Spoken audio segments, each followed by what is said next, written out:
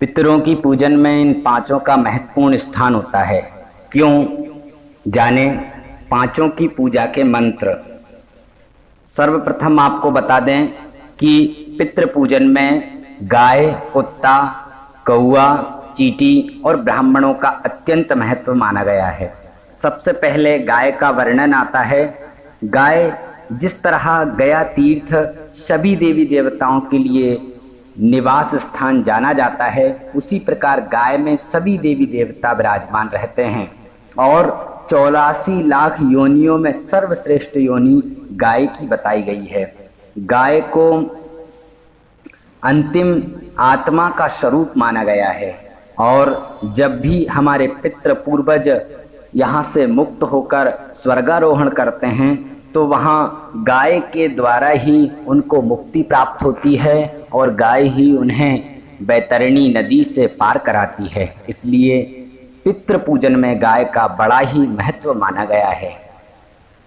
दूसरे स्थान पर श्वान अर्थात कुत्ते का आता है। कुत्ते को यम का दूत माना जाता है, साक्षात यमराज का स्वरूप माना जाता है। कुत्ते में ऐसी शक्तियां प्राप्त होती हैं कि वह सूक्ष्म जगत के प्राणियों को जान सकता है। वह जो भी भविष्य में घटित होने वाला है उन घटनाओं के बारे में जान लेता है। उसे आत्माएं दिखाई देती हैं। कुत्ते को भैरव महाराज का सेवक माना जाता है।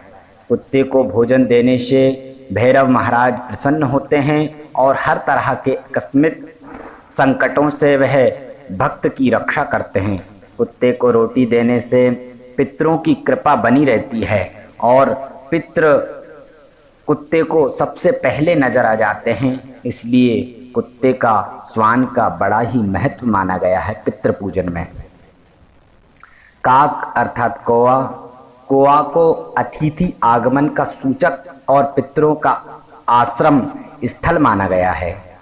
कौआ जब भी कोई अतिथि या कोई हमारे मेहमान आते थे उस समय कौआ हमारे छत पर बैठकर चिल्लाता था। यह सूचक होता था कि कोई न कोई हमारे घर में पधारने वाला है। श्राद्ध पक्ष में कौए का बहुत महत्व माना जाता है। इस पक्ष में कौए को भोजन कराना अर्थात अपने पितरों को भोजन कराना माना गया है। शास्त्रों के अनुसार कोई भी क्षमतावान आत्मा कौए के शरीर में स्थित होकर विचरण कर सकती है। इसलिए कौए का पितृ पूजन में बड़ा ही महत्व माना गया है। चींटी का स्थान भी बहुत महत्वपूर्ण है। सबसे सूक्ष्म से सूक्ष्म जीव चींटी को माना गया है। इसलिए सूक्ष्म आत्माएं उन चींटियों की तरह होती हैं और चींटियों से संबंधित जो भी जीव हैं, किसी भी जीव में हमारे पितृ निवास कर सकते हैं। इसलिए चींटियों का भी बड़ा महत्व है। ब्राह्मण भी पूर्वज के रूप में हमारे घर में पधारते हैं और वह मंत्रों द्वारा उन पूर्वजों का आह्वान कर कर अपने शरीर में प्रविष्ट करा लेते हैं। इसलिए ब्राह्मणों का भी बड़ा ही महत्व है और ब्राह्मणों को भोजन कराने से, इन पांचों को भोजन कराने से, तृप्त करने से हमारे पितरों की पूजन सफल होती है। इन पांचों का हमारे पितरों की पूजन में बड़ा ही महत्व होता है। आइए जानते हैं इन पांचों के पूजन के मंत्र व विधि। सर्वप्रथम हम गाय की पूजन कर कर और गाय को भोजन कराएंगे और इस मंत्र का उच्चारण करेंगे। ओम सौरभेभ्यः सर्वहितः पवित्रा पुण्यराशया प्रतिगृह्णन्तु मे ग्रासं गावस्त्रैलोक्यमातरः। यदि आपको मंत्र नहीं आता हो तो यह उच्चारण करें, इदं गोव्यः नमः। दूसरा, श्वान को भोजन कराते समय इस मंत्र का उच्चारण करें, द्वौ श्वानौ स्याम सबलौ वैवस्वत् कुलोद्भवौ ताभ्यामन्नं प्रयक्षामि स्वयाता मेता वहिंसकौ। इस मंत्र का उच्चारण करें। मंत्र नहीं बनता है तो इदं स्वाभ्याम नमः इतना बोल दीजिए। तीसरा, कौवे को भोजन कराते हुए इस मंत्र का उच्चारण करें। ओम ऐन्द्रवारुण वायव्याम याम्या वै नैऋतास्तथा वायसः प्रतिगृह्णन्तु भूमौ पिंडम मयोज्जितम्। यह मंत्र उच्चारण करें। मंत्र नहीं आता हो तो इतना बोल दें, इदम मन्नम वायसेभ्यो नमः।